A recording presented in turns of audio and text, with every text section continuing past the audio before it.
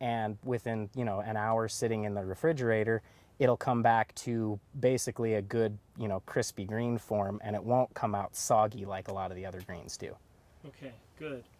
And so then, in terms of other things about winter production, things you've learned over time, advice to somebody just getting into it, what would be some things you could maybe share with others that are as far I would say a good thing, and this is well, this one that I'm going to say now is kind of speculation that I'm coming up with in my own brain over the last 2 years, but I think it's kind of important, especially with a tunnel like this that you're not going to move.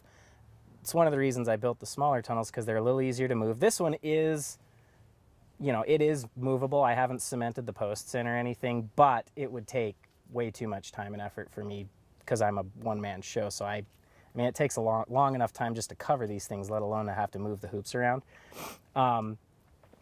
But so what I'm thinking really is going to be an important thing in going into the future is late season cover cropping, like probably, if possible, the month of July, because that's the other thing with these tunnels is they get real hot in the summertime. So it's like you can do things to mitigate it and maybe get some production out of it, but I cover this whole tunnel with a 70% shade cloth every year, and that drops the temperature down, but it everything gets leggy and it's hard to grow stuff. And I normally try to do greens in here, but the leaves get so long on the greens that it's hard to harvest. So it's, in my opinion, it would almost be better to just grow until it gets too hot and then just cover crop with something like maybe a type of legume just for your nitrogen. But I really think what I'm thinking is something like buckwheat, because that'll bring in a ton of the, what are they, the cephalid, I don't remember the exact name, but the pollinator wasps, the little beneficials that also are parasitic to things like aphids. Because I've noticed my first year I had a lot of caterpillars. I still get caterpillars here and there, but I have to keep the outside covered with netting in the summertime to keep the cats and the quail out. So actually a lot of the moths don't get in here anymore, so I haven't had as big a issue with the caterpillars this year. But what I have had is a lot of aphids and a lot of leafhoppers. And that's one that I feel like maybe bringing a real, right before I get things planted in here, bring in some kind of crop that really brings in a lot of those little tiny beneficials that will consume the aphids and whatnot, because that's really my main thing. A lot of times they talk about soil salinity and all that, and I think that can be an issue as well. I haven't really noticed any of that yet myself, but, or at least not that I can say I've noticed. I have seen a few ups and downs with how things grow in here, but I think really keeping good management, maybe at the end of the season before it starts to get too cold, drop the sides down, for 2 or 3 days and release a whole bunch of ladybugs. That was what I probably should have done this year, because I also had some summer, and that's another one. If you have summer crops in here that aren't doing well, I think personally, and it's kind of counterintuitive to what I normally think about agriculture, but you're almost better to just clear that stuff out, get it out of here and keep it just empty until you're ready to go. Because I think that was my issue this year with aphids, is I had all these crops in here that didn't do so great in the summer, but they were still living, and I knew that they would do pretty well into the winter if I just left them, and then they could survive the cold. Like I have some spinach and some, or not spinach, but mustard, and this over here is upland cress. But they were so infested with aphids that now at the south end of the tunnel, if you look along the plastic, it's just coated with flying aphids, which is another reason why I've actually been not uncovering this during the day, because you do get better sun on your plants if it's uncovered, but the aphids have only made it about halfway up this bed. So down here it's still aphid free, but down at that end they're getting kind of bad, because that's where they're more, for some reason they were more concentrated down there. I think it's because of that mustard green, because those mustard greens were just covered in aphids, and I was lazy and I didn't pull them out, and I really should have. Awesome. So what else would you say or suggest, or lessons learned over the years you've been doing winter harvesting, winter growing? So, I mean, me personally, I'm a lot of times I'm kind of lazy. Well, I say lazy, but I don't have the time to do some of the things that a lot of folks will suggest doing in the high tunnels, like, as we were discussing earlier, covering and uncovering your internal hoops every night. And that's one thing that, I mean, almost every grower I talk to that does winter production, they say, oh yeah, I would do it, except for I don't want to have to uncover and cover every single day.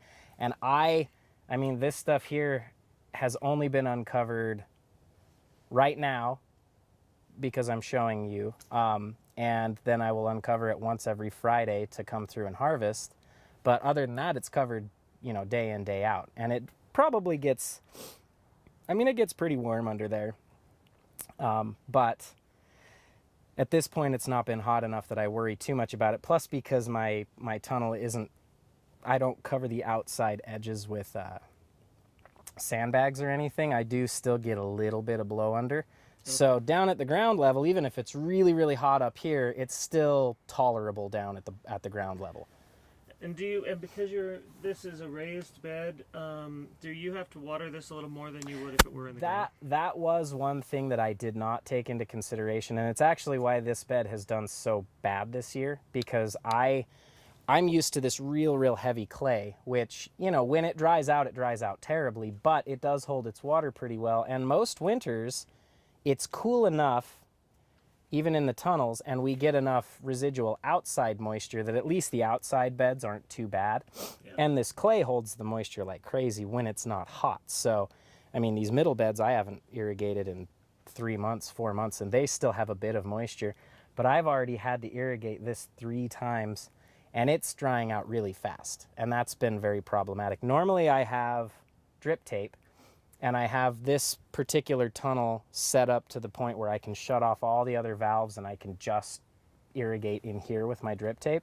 And a lot of people will do overhead in the winter, which I don't understand. I guess they're worried about their drip tape freezing. But I find if you irrigate in the morning, or not necessarily in the morning, but once the nighttime frost is gone, you irrigate for a couple of hours and then you just let it sit while there's still some residual heat in here, and it's never going to freeze, because if it does freeze, because it's black, if it's on the surface, it will thaw the next day, and I never had an issue with not being able to irrigate with it.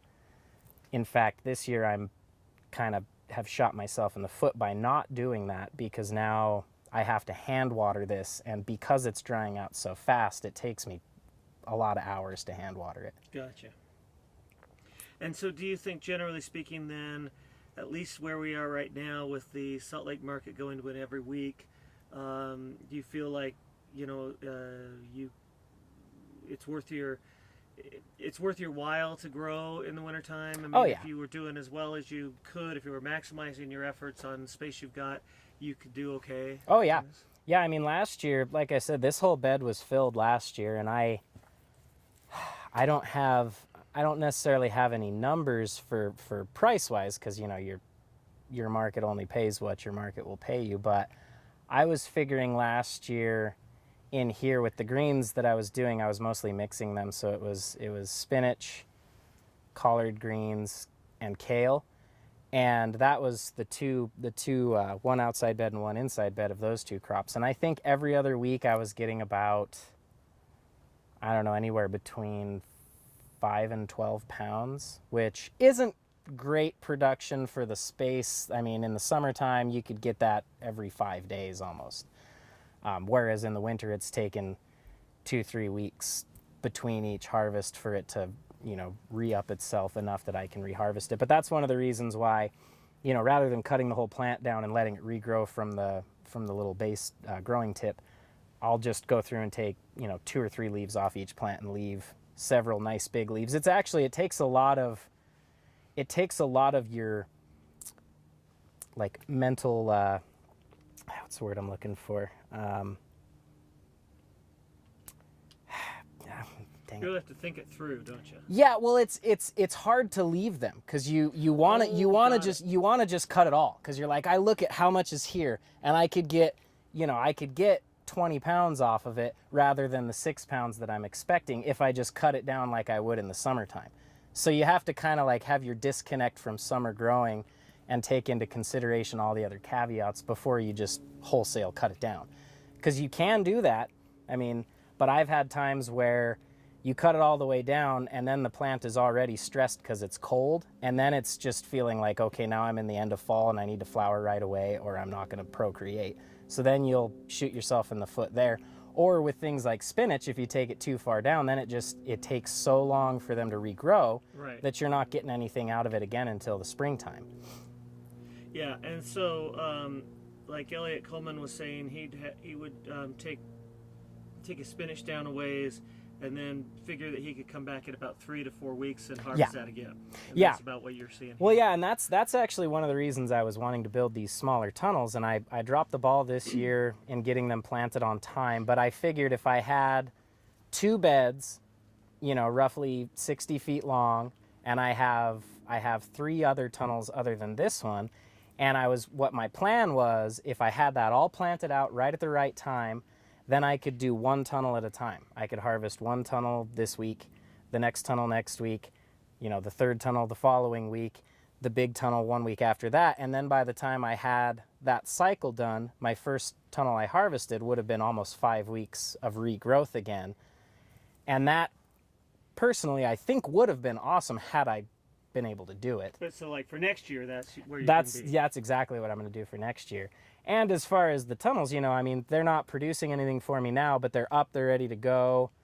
The soil's prepped. They are a little warm, and you know, I probably should uncover them to at least see if I can kill off some of the bugs, because I get a lot of, it's really the main insects I have are leaf hoppers and aphids.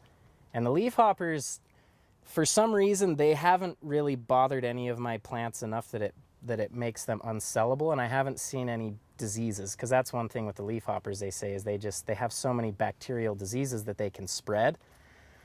But I've not noticed any of the diseases in here necessarily, but I only grow the greens, and maybe they're a little bit more resilient to that. This year I'm planning on doing some early tomatoes in this particular tunnel, and that does worry me a bit, because I think 2 years ago we had that beet leaf hopper was spreading a bacterial disease, that curly top in the tomatoes. Mm-hmm. And that was a huge, like, so many people lost just a lot of production that year. And I would hate to, you know, plant out a whole bed of tomatoes and have them all die. Right. Yeah. And so you always have to figure that stuff too. Think about what you're dealing with pests and what that could not only do this winter, but next summer as well. Exactly. Yeah, and I mean, I would like to, at this time, it's almost warm enough now that I feel like I may be able to get away with doing some ladybugs. And that's the nice thing with these secondary covers is, you know, you cover this up and release your ladybugs underneath there, and they're staying just in that little tunnel rather than being everywhere. But I don't want to, you know, spend all the money to order them in and have a cold snap kill everything overnight, because that's right. So at this point, maybe another month, maybe. That's kind of what I'm. That's kind of what I'm thinking. And I mean, as I was saying with this stuff, it's starting to flower now, so I may have to clear a lot of this out. And that was another thought this year, because I have some raised beds now and the soil's a bit fluffier. And this is what a lot of folks up in Idaho will do.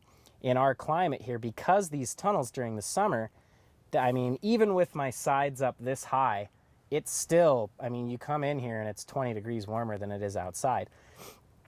So what the Idaho growers will do is they'll do all their winter production, or I mean, even if they're just using them as start houses, and then as soon as everything's out of them, then they immediately plant them out to sweet potatoes, because sweet potatoes are actually, they prefer it to be between 90 and like 107 or something crazy like that. They're one of the really, you know, they say a lot of plants, once they get over 95, they kind of just sit there and wait for it to cool. But I think with sweet potatoes, they say, you know, if you get them to that 95 degree period, that's what they love, and that's where you'll get the nice sized tubers in our short climate. So, or short growing season, I should say. So this year, that's my thought, is I might do at least 1 bed of sweet potatoes in here, because that's, you know, sweet potatoes are, because they're so hard to grow here, you do have to put quite the premium price on them, and that's hard for a lot of people to want to pay. So I don't want to go too big on that before I, you know, feel like it's necessary. I personally can eat a ton of sweet potatoes, so even if I can't sell them, I'll be happy to have some. Perfect. All right, any last thoughts? We'll just get some B-roll. Um, shoot. I'm sure there's probably other things I would feel like saying, but yeah, mainly just kind of if it's above 50 degrees outside, that's really the only time I've had to even try to vent these things in the winter. And as we are today, I mean, I think it's almost 50 degrees outside today, and I don't really feel like it needs to be vented. I have heard people say stuff about, you want to vent it for the oxygen sake, but I feel like mine isn't quite as sealed up as it should be, so I still get some blow in, and I've never really noticed much. The way you've done your bottoms over here, I can see it's not totally airtight. Yeah, no, and because I didn't do a solid caterpillar tunnel. A lot of times they're with the caterpillars, they're going to be cinched down on both ends. Yeah. And doing that, it doesn't put as much stress when you're lifting it up, but because I put an end wall on mine, because I really if it snows, it's kind of almost impossible sometimes to get those covers up. So I wanted to have at least one end walled off and doored. But in doing it that way, as you lift it, this side is strapped down with wiggle wire. So as you're lifting this, it kind of stretches it that way. Mm-hmm. So this tunnel, I believe this plastic is on this will be its third winter. And it's starting, like if you look down at the other end, it's starting to kind of, well, I mean, at the other end, it's stretched a little bit. So down there, I do have to kind of put bricks on it, just because if you don't, because there's so much slack in it, because it's been lifted and dropped so many times. Yeah, it'll whip around, it'll flop up, and then the cats will get underneath. And that's the other, that's one thing that you really need to keep in mind in the winter is, for some reason, I mean, and I'm sure it's probably because it's warm, but if there's any way for critters to get in, they will get in here. And I mean, this is the first year I've had any rodents. I've actually noticed there's a mouse hole at the other end of the field, or at the other end of this bed. But it's the cats that really do the biggest damage, because they'll get in here and they'll just make a little home. Same with the birds. Like, they'll find their way in and then they just tear everything up. Wow. So that's a big thing. And even in the summertime, like even when I have these just covered in shade cloth, like for some reason cats like to come under tunnels. So it's like I have to put bird netting and all kinds of really bizarre things to keep them out. And then of course quail, any of the ground birds that are going to wallow in the soil, they're just a nightmare because they'll tear everything up. Okay, perfect. All right, I think we got her.